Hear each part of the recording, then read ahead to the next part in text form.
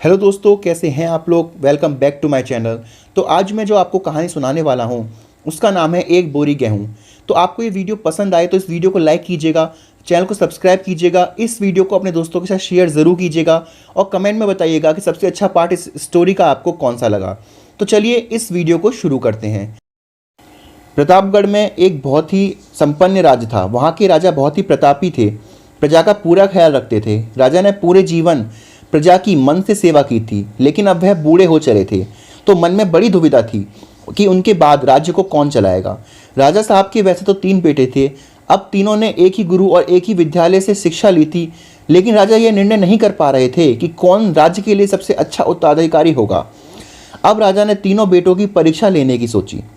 एक दिन सुबह राजा ने सुबह सुबह सभी बेटों को अपने पास बुलाया और उन सबको एक एक बोरी गेहूं देते हुए कहा कि मैं और तुम्हारी माता तीर्थ यात्रा पर जा रहे हैं। हमें वापस आने में 1 वर्ष से भी ज़्यादा का समय लग सकता है।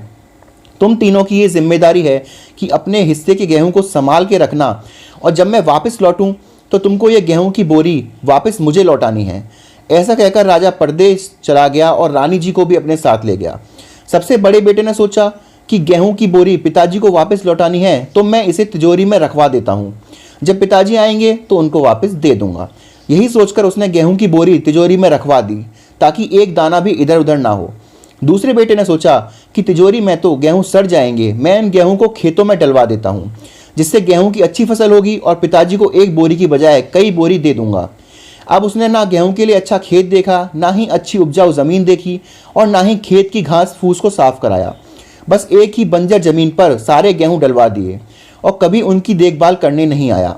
उसे लगा कि फसल अपने आप ही उग जाएगी। तीसरा बेटा उन तीनों में सबसे समझदार था। उसने अपने मित्र के साथ मिलकर एक अच्छा खेत देखा जो बहुत उपजाऊ था। फिर उसकी मिट्टी बदलवाई, वहाँ घास फूस की सफाई करवाई और फिर विधि अनुसार गेहूं के दाने खेत में बो दिए। पूरी लगन और मेहनत से खेत की हिफाजत की। कुछ समय पर खाद पानी सब कुछ दिया। साल भर बाद पहली फसल आई। उसने फिर से उसे बोया और फिर अन्न उपजा। खेत खलिहान लहलहाने लगा। राजा यही कोई 3 वर्ष बाद वापस आया। तीनों पुत्रों को देखकर बड़ी प्रसन्नता हुई, साथ ही मन में इच्छा ये भी थी जानने की कि बेटों ने गेहूं के साथ क्या किया होगा। पहले पुत्र ने जैसे ही तिजोरी खोल के दिखाई, अंदर से बहुत बुरी बदबू आ रही थी। सब कुछ सड़कर खाक हो गया था। पिता ने कहा, ये अन्न है जिसे हम सबका जीवन चलता है और तुम इसकी देखभाल नहीं कर पाए, तुम क्या ही राज्य संभालोगे। पिता बहुत उदास हो गया। दूसरे बेटे ने पिता को उस जगह पर ले के गए जहां उसने गेहूं को डलवाया था। वहां जाकर देखा तो जंगल था, बड़ी बड़ी घास फूस खड़ी थी, गेहूं का तो नामो निशान ही नहीं था।